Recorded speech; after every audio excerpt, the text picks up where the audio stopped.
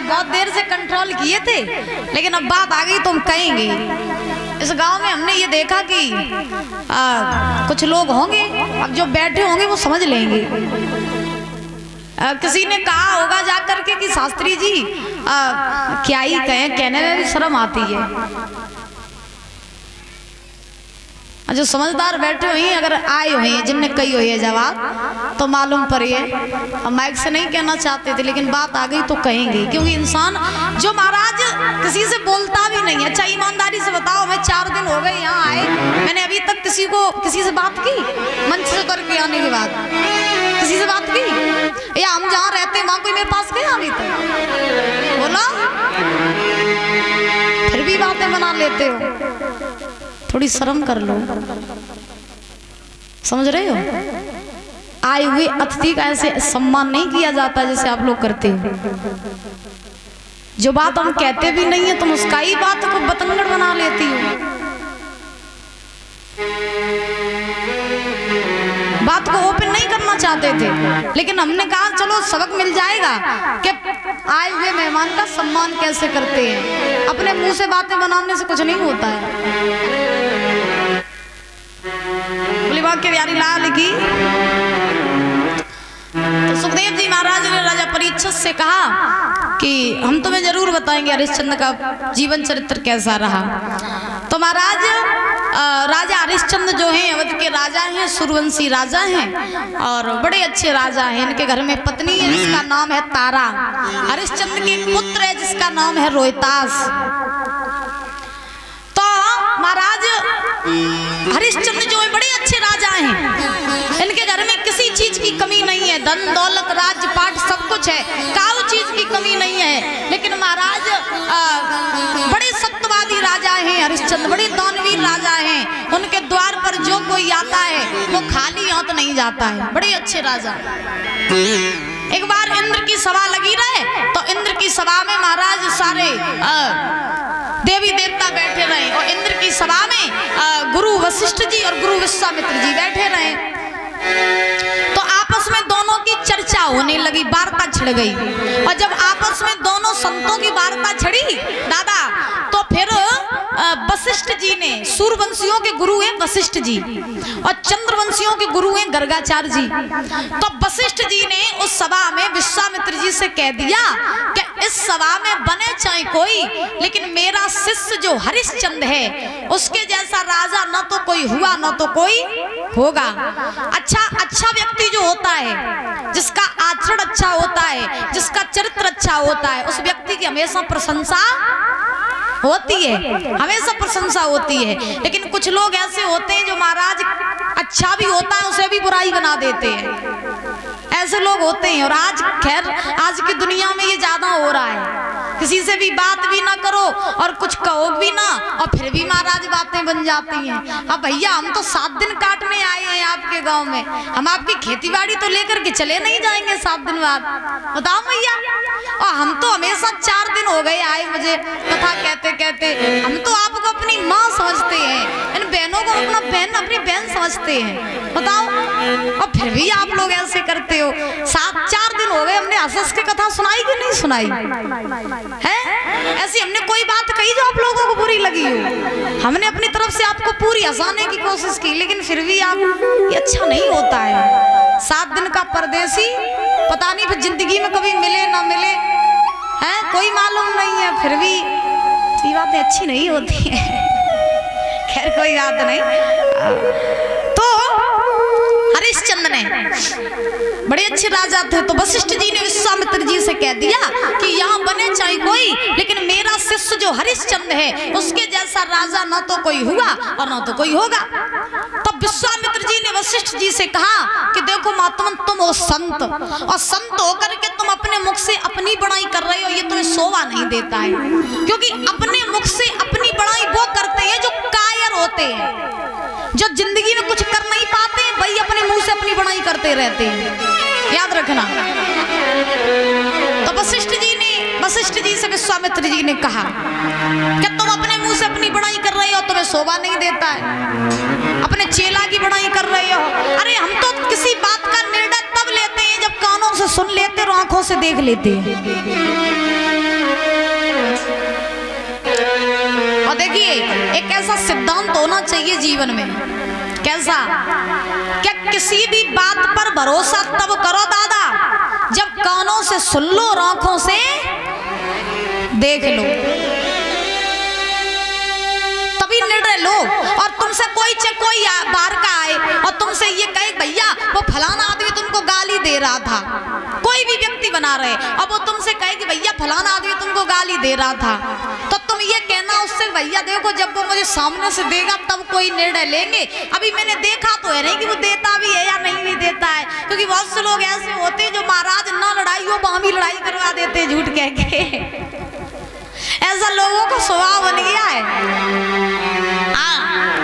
जहाँ लड़ाई ना हो वहां भी लड़ाई हो जाती है। क्या कहती हो? तो अब बस विश्वामित्र जी ने कहा कि हमने तुम्हारे चेला की भी परीक्षा तो ली नहीं है, हम किसी बात का निर्णय तब लेंगे जब आंखों से देखेंगे और कानों से सुनेंगे। तो वशिष्ठ जी बोले ठीक है, तुम मेरे चेला की परीक्षा लेना चाहते हो तो ठीक है, चले जाओ, तुम मेरे चेला की परीक्षा ले आओ। तो विश्वामित्र को आज्ञा मिली तो विश्वामित्र चले और उन्होंने सूकर का भेष बनाया और सूकर का भेष बना करके हरिश्चंद्र के फूल बाग में घुस गए। और फूल बाग में घुस करके महाराज राजा हरिश्चंद्र की बगिया को उजाड़ने लगे, तहस नहस करने लगे। बाग के माली ने विश्वामित्र को रोका, यानी सूकर को रोका, तो सूकर ने माली की भी जंगा को फाड़ दिया। अब जब माली को भी घायल कर दिया तो वो माली रोता हुआ भागता हुआ हरिश्चंद्र के पास पहुंचा। हरिश्चंद्र से कहा महाराज गजब हो गया। हरिश्चंद्र बोले क्या हुआ? तो उस माली ने कहा महाराज बाग में एक सूकर आया है, सूकर, उसने सारी बगिया को उजाड़ दिया है, तो आप ऐसा कीजिए मेरे साथ चलिए, चल के सूकर को मार दीजिए चल के। तो हरिश्चंद्र इतने बड़े दयावान राजा कि हरिश्चंद्र ने कहा देखो माली अभी संध्या का समय है और संध्या के समय अगर द्वार पर दुश्मन भी आए तो उसका सम्मान करो, अपमान न करो। संध्या का समय कब होता है? सुबह, शाम को नहीं होता है। हम बताएं? सही होता? संध्या का समय वो होता है, आपने देखा हो कि जब सूर्य डूबने वाले होते हैं, कभी देखना, कल देखना गौर से, जब सूर्य डूबने वाले होते हैं तो जब सूर्य डूबते हैं तो आकाश में लाल अपनी रोशनी छोड़ते हैं, डूबते नहीं वो लाल रोशनी छोड़ते हैं, यानी शाम होने से 1 घंटे पहले का जो समय होता है उसको कहते हैं संध्या का समय। ठीक? और संध्या के समय बहुत से ऐसे काम होते हैं जो नहीं करने चाहिए। तो हरिश्चंद्र ने उस माली से कहा भैया माली अभी संध्या का समय है और संध्या के समय अगर दरवाजे पर दुश्मन भी आए तो उसका भी सम्मान करो, अपमान न करो। मेरी बात सुनो। अरे संध्या को समय और दुख मत दीजे दिखाऊं,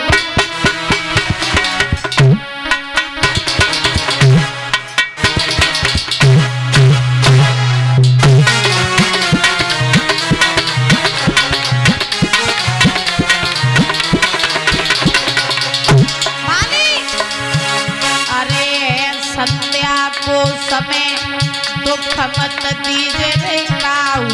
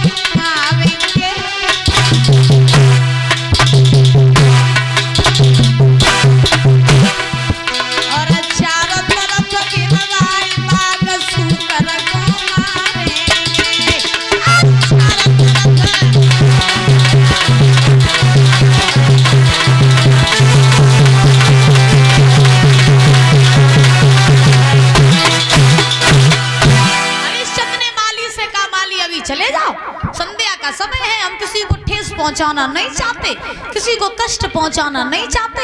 और तुम जाओ, सूकर को देखे रहना, कहीं वो भाग ना जाए। सवेरा होगा, सेना लेकर के हम आएंगे, सूकर को मारेंगे। माली जो था वो वहां से चला आया। रात भर वो माली सूकर को देखे रहा कि कहीं सूकर निकल ना जाए। सवेरा हुआ, हरिश्चंद्र ने मंत्री को बुलाया और मंत्री को बुला करके आज राजा हरिश्चंद्र ने मंत्री से कहा, भैया मंत्री, तुम बजाइयो का महाराज, आज श्री सुखदेव जी समझा रहे हैं कि हे राजन परीक्षित, राजा हरिश्चंद्र ने मंत्री को बुलाया और मंत्री को बुला करके आदेश दिया, भैया मंत्री घोड़ा तैयार करवाओ और सेना तैयार करवाओ। आज हमें बाग में जाना है सूकर को मारने के लिए। तो जब ये बात कही तो कहने के बाद